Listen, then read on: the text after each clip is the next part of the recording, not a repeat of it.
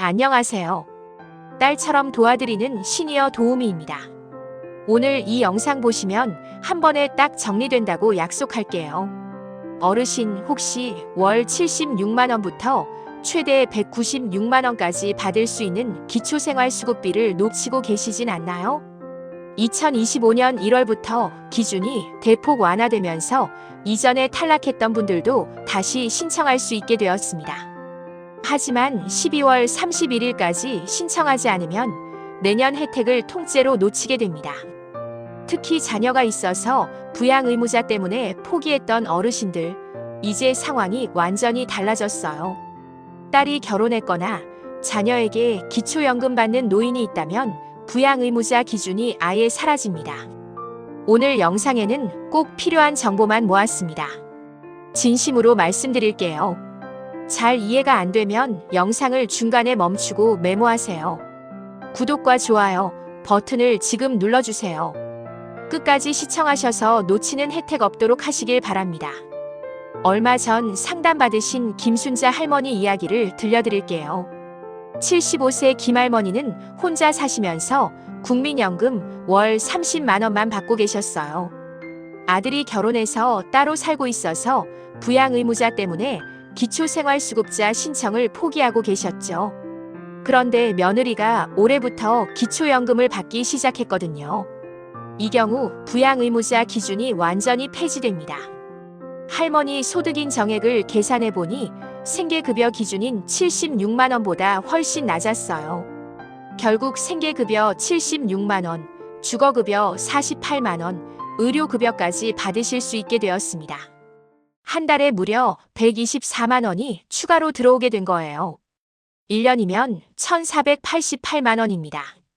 김할머니처럼 놓치고 계신 분들이 정말 많아요. 그럼 지금부터 어떻게 하면 김할머니처럼 기초생활수급자가 될 수 있는지 알려드릴게요. 첫 번째, 2025년 새로 바뀐 소득 기준을 정확히 확인하는 방법을 말씀드리겠습니다.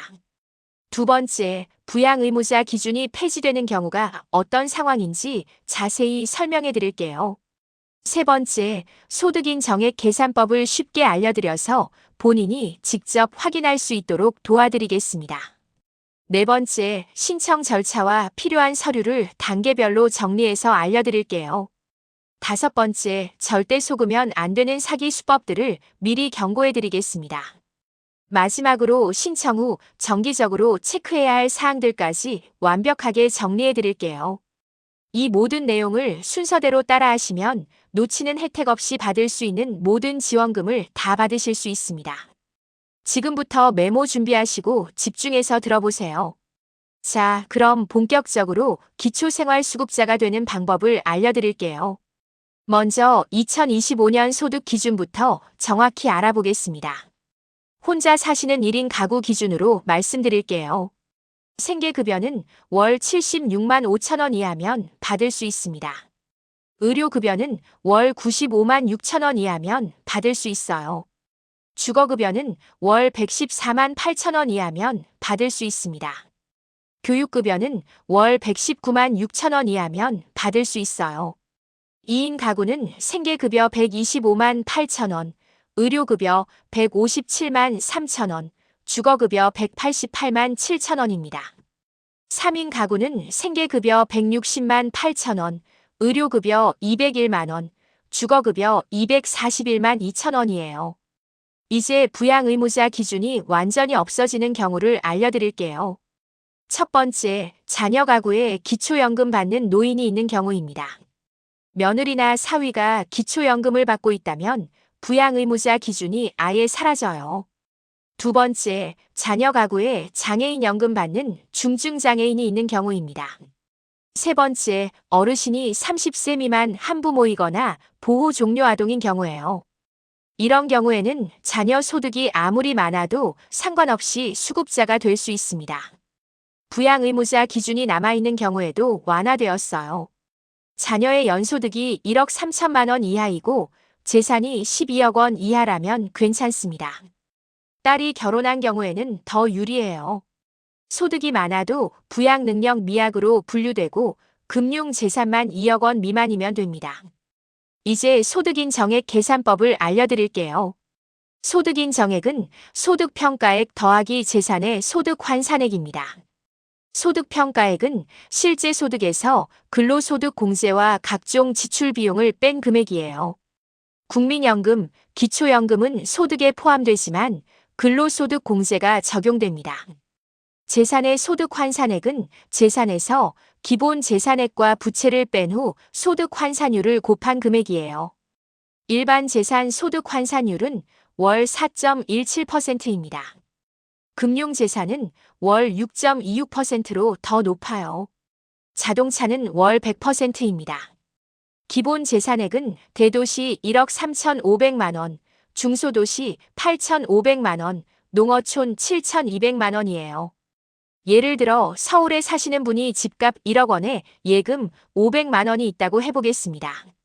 일반 재산 1억 원에서 기본 재산액 1억 3,500만 원을 빼면 마이너스가 나와서 0원입니다.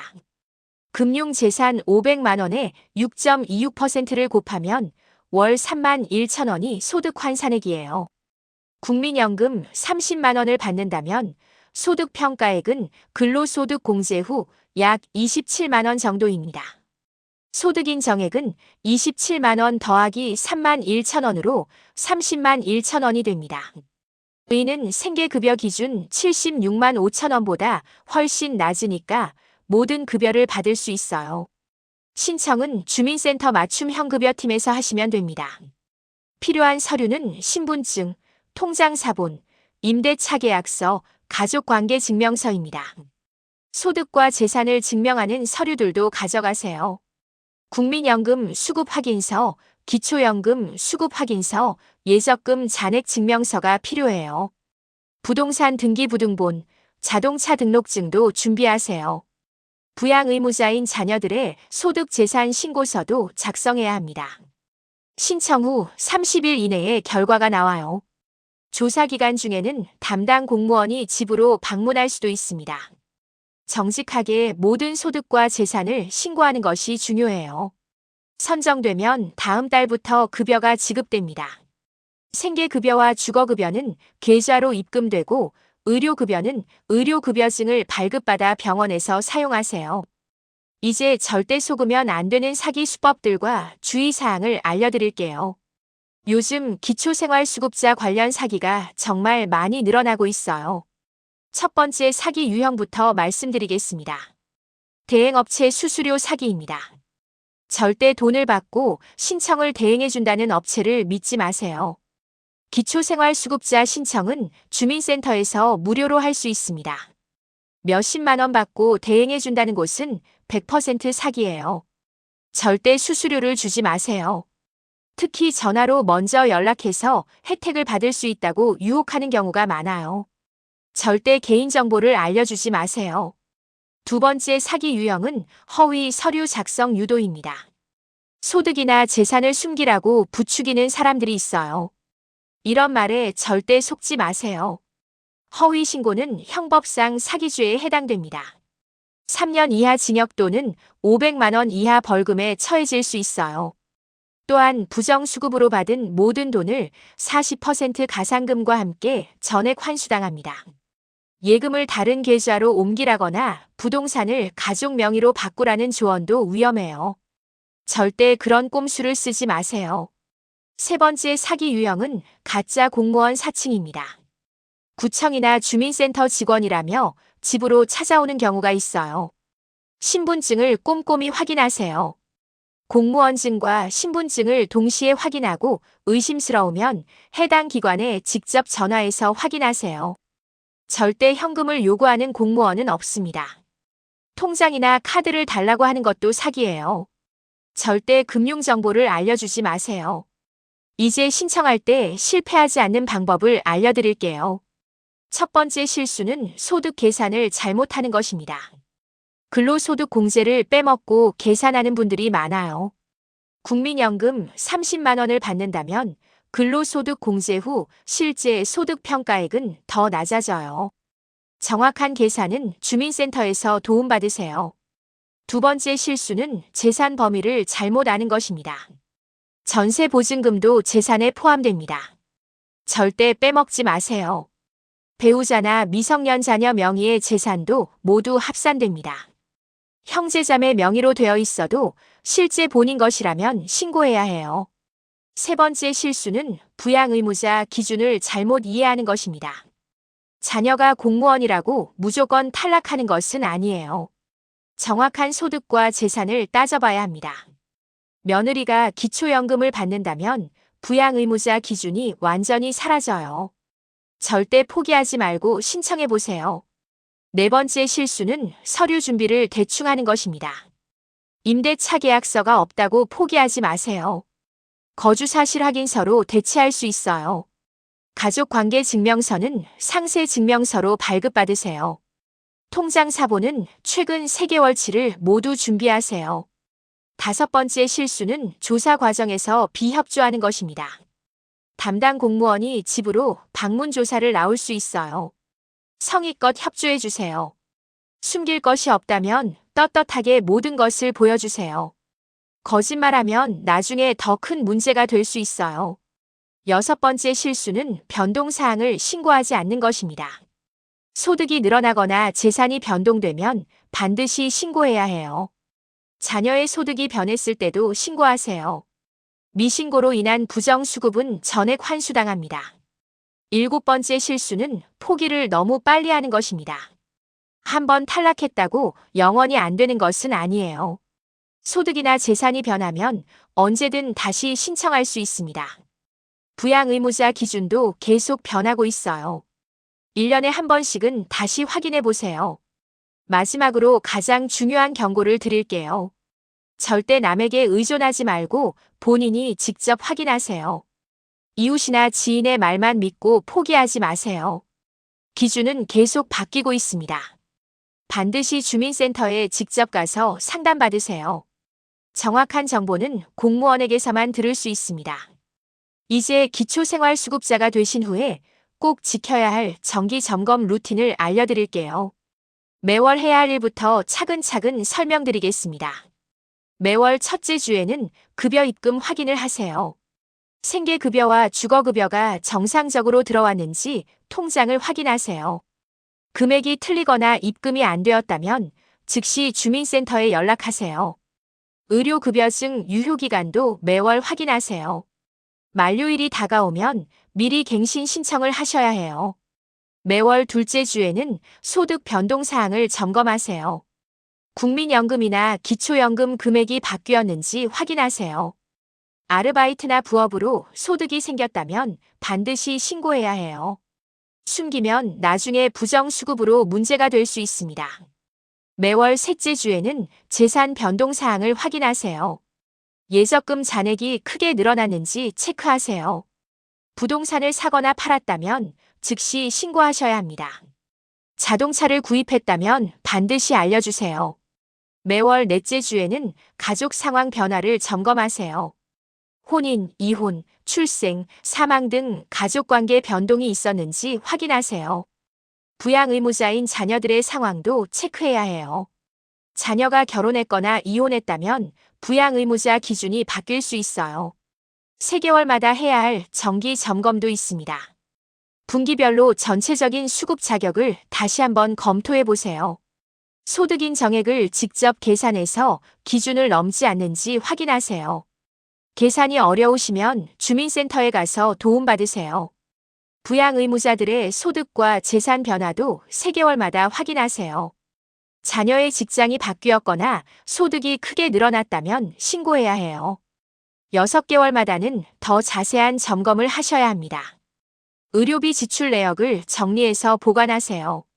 의료급여로 치료받은 기록들을 모두 모아두세요. 나중에 재조사할 때 필요할 수 있어요.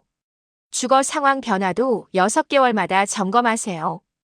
이사를 했다면 반드시 주소 변경 신고를 하셔야 합니다.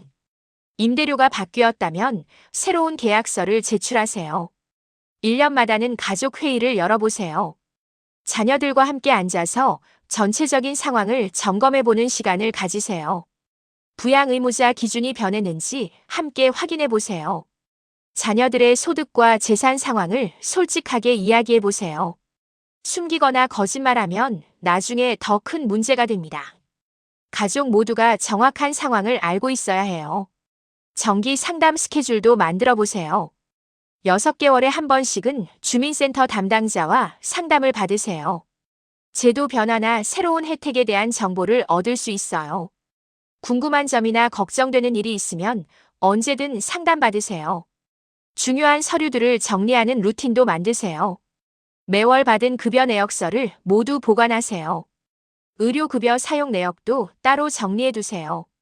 소득과 재산 관련 서류들도 날짜 순으로 정리하세요. 제조사할 때 필요한 서류들을 미리 준비해두면 편해요. 변동신고서, 양식도 미리 받아서 준비해두세요. 응급 상황에 대비한 연락처도 정리해두세요. 주민센터 담당자 연락처를 휴대폰에 저장하세요. 야간이나 휴일에 문제가 생겼을 때 연락할 곳도 알아두세요. 시군구청 당직실 전화번호도 메모해두세요. 건강관리 루틴도 함께 만들어보세요. 의료급여를 활용해서 정기적으로 건강검진을 받으세요. 만성질환이 있으시다면 꾸준히 치료받으세요.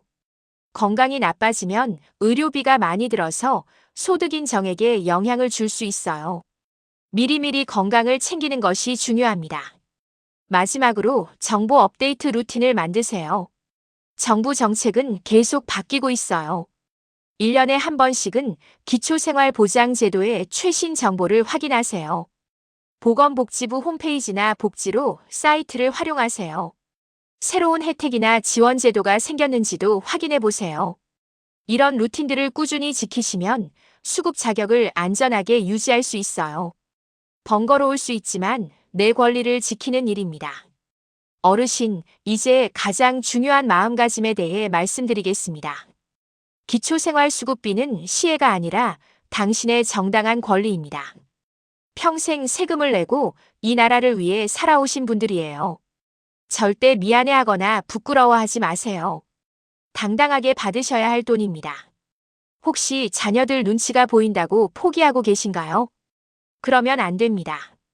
자녀들이 부모를 부양할 능력이 없다면 국가가 지원하는 것이 맞아요. 자녀들에게 부담을 주지 않으려고 굶거나 병원도 못 가면서 참으시면 안 됩니다. 오히려 그것이 자녀들에게 더 큰 죄를 짓는 일이에요. 부모가 아프면 자녀들이 더 큰 돈을 써야 합니다.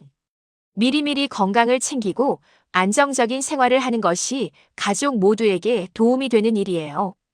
지금 신청하지 않으면 나중에 더 큰 위기가 올 수 있습니다. 물가는 계속 오르고 있어요. 국민연금만으로는 생활이 점점 더 어려워질 것입니다. 의료비는 더 말할 것도 없고요. 지금 당장은 버틸 수 있어도 5년, 10년 후에는 어떨까요? 나이가 들수록 병원비는 더 많이 들고 생활비는 더 필요해집니다. 미리 안전망을 만들어두는 것이 현명한 선택이에요. 혹시 이웃들 시선이 부담스러우신가요? 그런 생각은 버리세요. 요즘에는 기초생활수급자가 결코 부끄러운 일이 아닙니다. 코로나19로 많은 분들이 어려움을 겪으면서 인식이 많이 바뀌었어요. 오히려 똑똑하게 제도를 활용하는 분들을 부러워하는 사람들이 많습니다. 자녀들도 마찬가지예요. 부모가 국가 지원을 받으면서 안정적으로 사시는 것을 더 좋아합니다. 경제적 부담이 줄어들고 마음도 편해지거든요.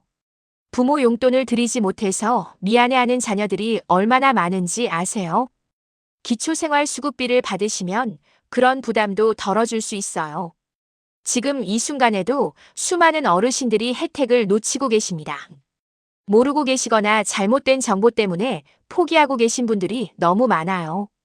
그분들은 받을 수 있는 돈을 못 받고 계신 거예요. 1년이면 수백만 원에서 1,000만 원이 넘는 돈을 놓치고 있는 겁니다. 정말 안타까운 일이에요. 어르신은 이 영상을 보고 계시니까 다행입니다. 이제라도 늦지 않았어요. 당장 내일이라도 주민센터에 가서 상담받으세요. 미루면 미룰수록 손해는 커집니다. 정부 정책은 언제 바뀔지 모릅니다. 지금 받을 수 있는 혜택을 나중에도 받을 수 있다는 보장은 없어요.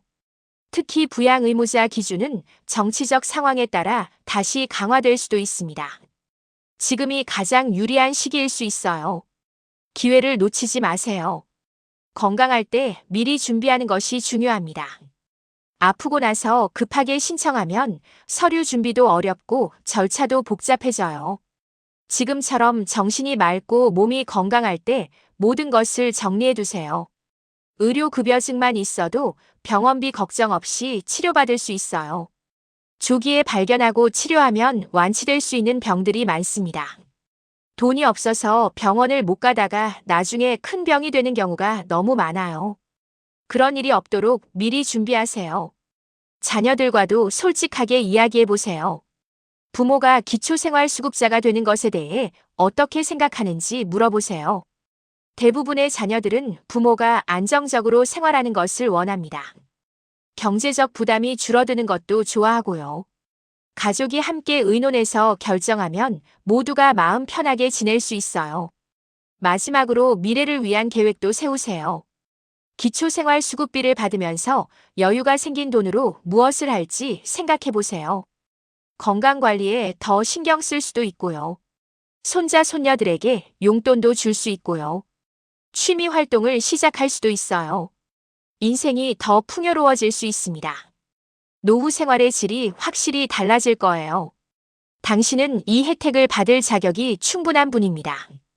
평생 열심히 살아오셨고, 세금도 꼬박꼬박 내셨고, 자녀들도 잘 키우셨어요. 이제는 국가가 어르신을 돌봐드릴 차례입니다. 당당하게 권리를 주장하세요. 미안해하지 마시고 망설이지도 마세요. 지금 당장 행동하시기 바랍니다. 자, 이제 정말 중요한 시간입니다. 영상을 보는 것만으로는 아무것도 바뀌지 않아요. 반드시 행동으로 옮기셔야 합니다. 오늘 당장 해야 할 일 3가지를 말씀드릴게요. 첫 번째, 지금 즉시 메모지에 필요한 서류들을 적어보세요. 신분증, 통장사본, 임대차 계약서, 가족관계증명서, 소득재산 관련 서류들 말이에요. 집에 있는 서류와 없는 서류를 구분해서 정리하세요. 없는 서류는 내일 당장 발급받으러 가야 합니다. 두 번째, 휴대폰에 주민센터 전화번호를 저장하세요. 내일 아침 9시가 되자마자 전화해서 상담 예약을 잡으세요. 미루지 마세요. 하루 늦으면 하루 손해입니다. 세 번째, 가족들에게 이 사실을 알려주세요. 자녀들과 상의해서 필요한 정보들을 미리 준비하세요. 부양의무자 관련 서류도 함께 준비해야 하거든요. 이 3가지를 오늘 안에 반드시 끝내세요. 내일이면 벌써 늦습니다. 지금 이 순간이 가장 중요한 때예요. 혹시 혼자서 하기 어려우시다면 자녀나 가족에게 도움을 요청하세요. 부끄러워할 일이 아닙니다. 가족이 함께 도와주면 더 정확하고 빠르게 처리할 수 있어요. 주민센터에 갈 때도 가능하면 가족과 함께 가세요. 2명이 듣는 것이 1명이 듣는 것보다 정확해요. 놓치는 정보 없이 모든 것을 확인할 수 있습니다. 그리고 꼭 기억하세요. 첫 번째 상담에서 모든 것이 결정되지 않을 수도 있어요. 부족한 서류가 있거나 추가 확인이 필요할 수 있습니다. 포기하지 마시고 끝까지 진행하세요. 조금 번거로워도 결과는 분명히 좋을 것입니다. 이제 마지막으로 구독과 알림 설정 부탁드려요. 시니어 도우미 채널을 구독하시고 알림을 켜두세요. 기초생활수급자가 되신 후에도 계속 도움이 되는 정보들을 알려드릴게요. 제도 변화나 새로운 혜택 소식도 가장 먼저 전해드리겠습니다. 좋아요 버튼도 꾹 눌러주세요. 더 많은 어르신들이 이 정보를 볼 수 있도록 도와주시는 거예요. 댓글로 진행 상황도 알려주세요. 상담받고 오신 후기나 궁금한 점들을 남겨주시면 답변해드리겠습니다.